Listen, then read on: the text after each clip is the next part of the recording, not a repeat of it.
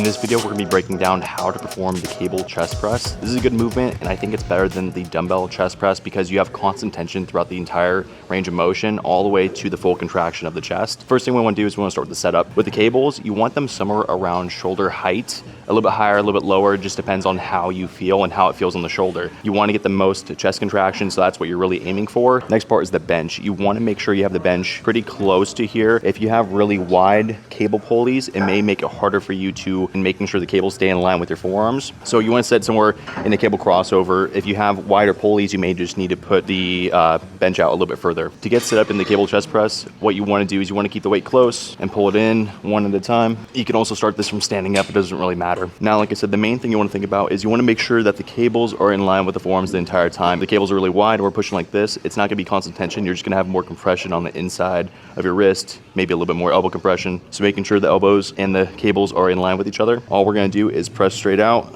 coming together, converging towards the middle, and going back out to get a full stretch. Another thing I'll commonly see here is a lot of people arching the low back to get a lot of chest flare. That's okay for some people. I tend to keep my spine more stacked, trying to keep my rib cage tucked underneath me just a little bit more so my sternum is facing straight ahead, and that helps also with the normal gliding of our shoulder blade. And if you want to target a little bit more of the lower chest or the upper chest, really it comes down to just the pulley height.